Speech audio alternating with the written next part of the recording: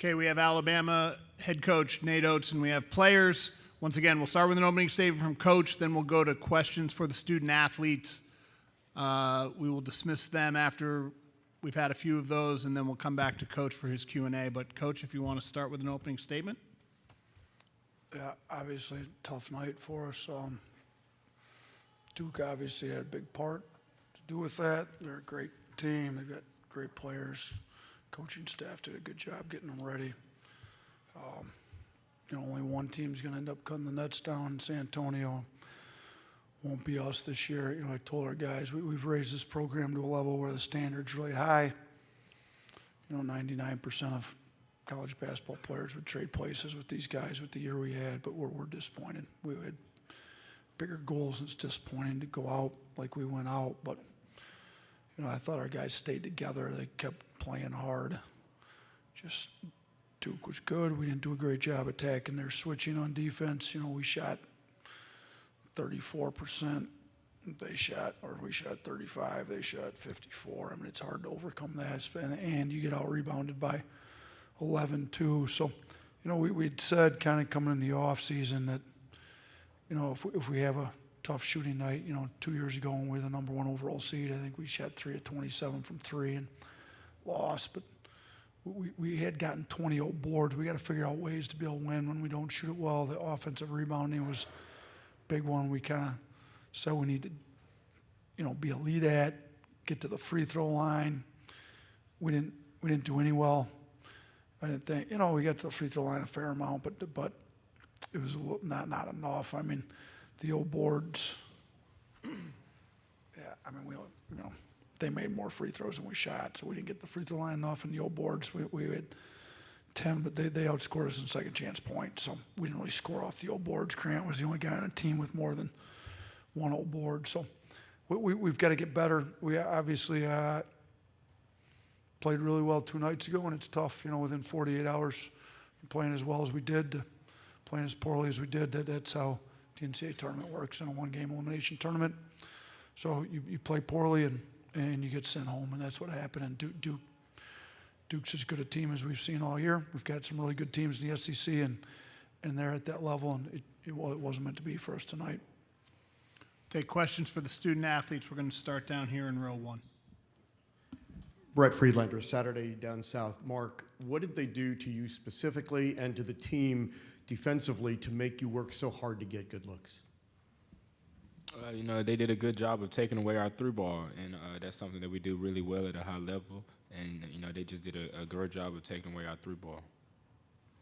We'll stay in the front row right here in the middle, and then we'll come to the end.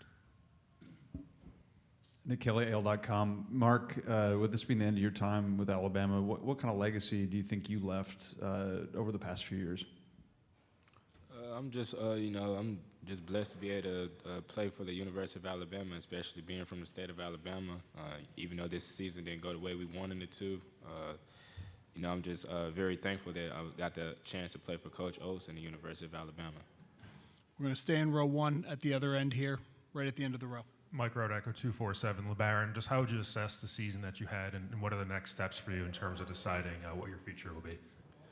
It was a great season for me, a lot of ups and downs, but, I just try to keep my head up, and, I haven't thought about anything. I just, Coach did a great job of having me laser focused the whole year and just not think about the outside noise. So, I'm pretty sure we'll just get to that later on. Do we have any more questions for the student athletes? Okay, yep, in the back, Dan. Dan Gilson, Associated Press. Like you said, they took away the 3-ball. What were they able to do that made them so effective in being able to take that shot away from you guys? They were just building out. When we would drive, they would build out, and then they had a great rim protector at the rim, making it hard on us, and they just did a really good job of doing that. Okay, if we have no more questions for the student athletes, we'll dismiss them. Congratulations on a great season, fellas. Alabama locker room is open at this time, just a reminder.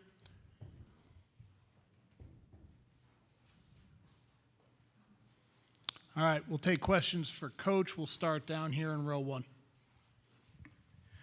Nate Hey, Ralph Russo from the, excuse me, from The Athletic. Same question, similar to what we gave your players. Can you give us a little assessment of how they were so good defensively? Yeah, I mean, one is they've got length all over the place. You look at their starting lineup, they've got Common Malawak that's got a 9'8" staying reach. He protects the rim at a high level, so the way we want to play, it's been top 5 offense in the country. We've led the country in scoring the last 2 years. It's a good way to play, but when they've got a rim protector, it's hard to get rim shots. So I'm looking, at the rim, we shot 48%. We only made 12 shots at the rim tonight. We were 12 of 25. So, he made that tough. We made the point to our guys, we're not going to go in and score on them. And we had a few guys still try to challenge him for, it's kind of a habit. You can tell him going in, and then, he ended up having 2 blocks. We ended up having more blocks than them, but the way he challenges, it's a problem. So, he challenges at the rim. Then they've got Cooper at whatever he is, 6'9". Then everybody else is 6'6" or taller, so they've got length. So, we tried to match Aiden Sherrell's minutes with Malawak to just stretch it. Aiden came out, did what he was supposed to, did what I thought he would do, made 2 threes. They kind of adjusted, went smaller with them. Then we tried to kind of match Cliff when they had their smaller 5s in, so we could kind of get our roller behind. But then they just went to switching. Cliff hurt his knee a little bit there, and I thought once they went to switching the ball screens, we weren't very good. They switched, and we kind of went to iso ball. That's not how we play. We didn't get them. We didn't get their 5 in the action enough. It's hard. You got the 1-day prep.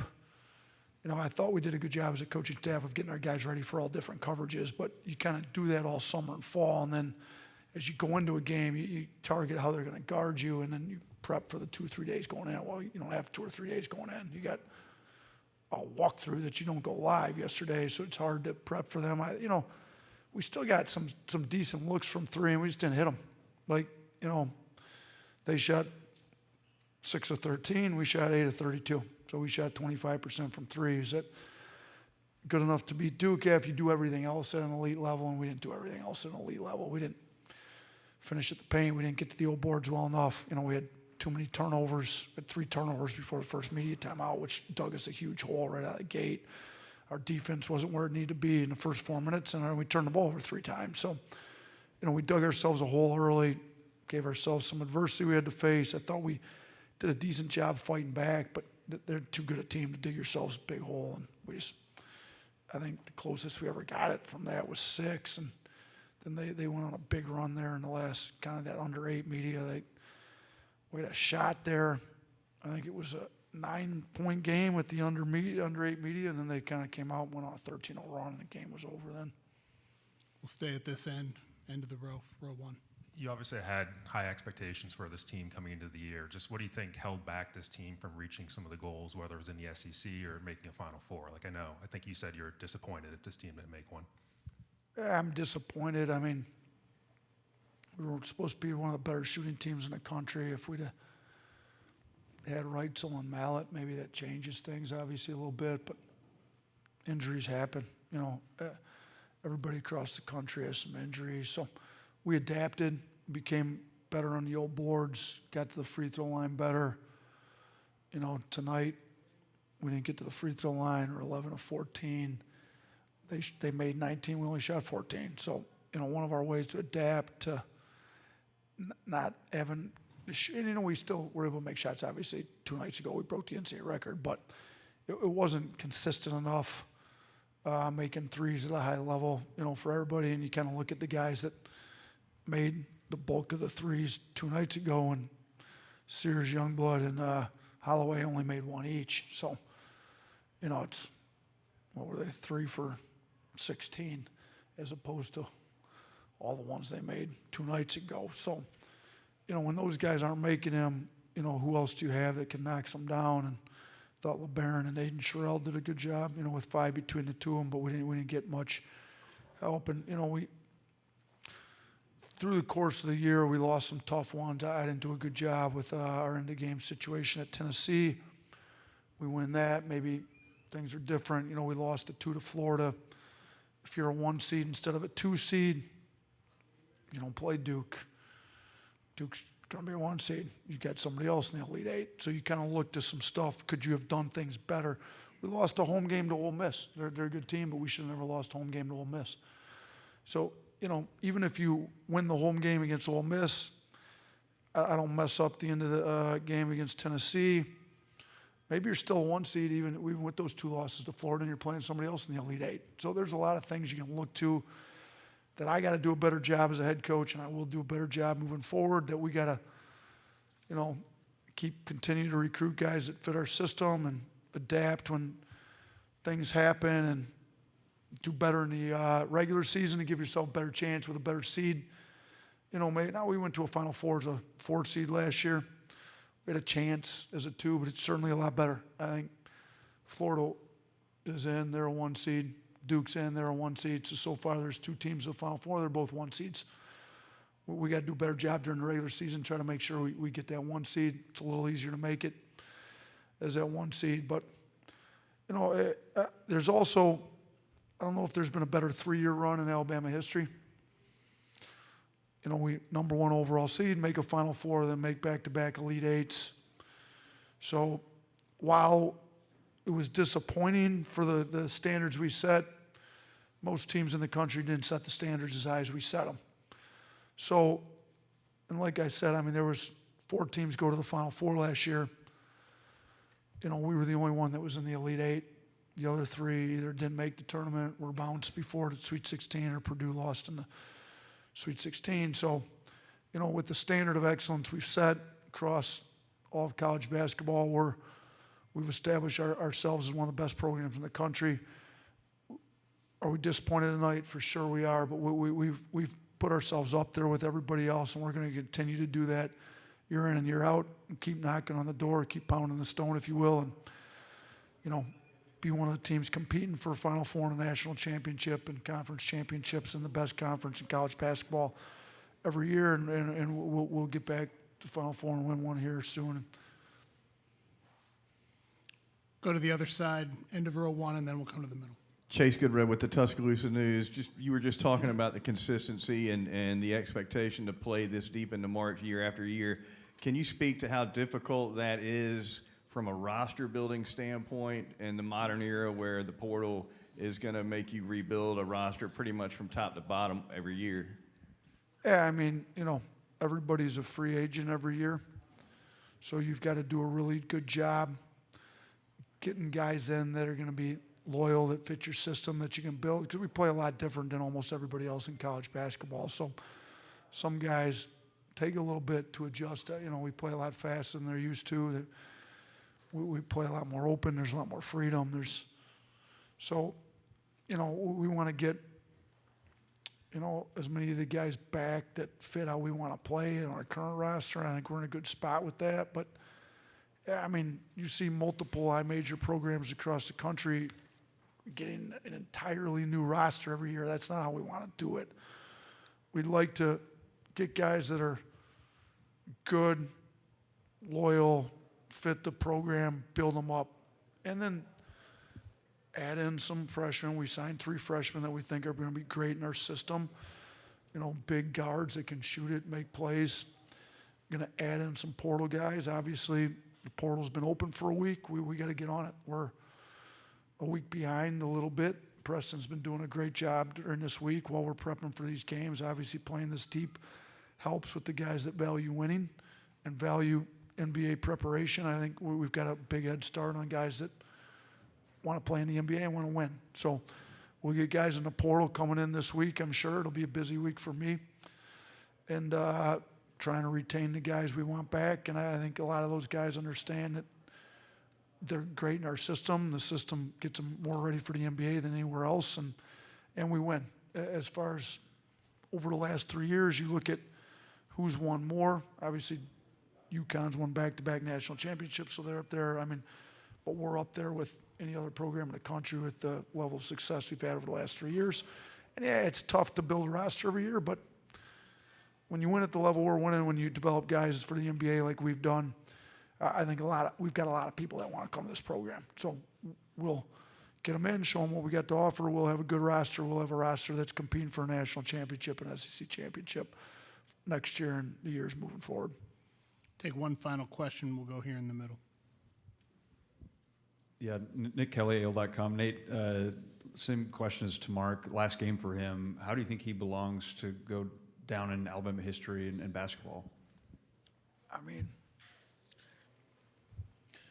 if you're evaluating players and winning and being the guy on winning teams, I mean, I don't know.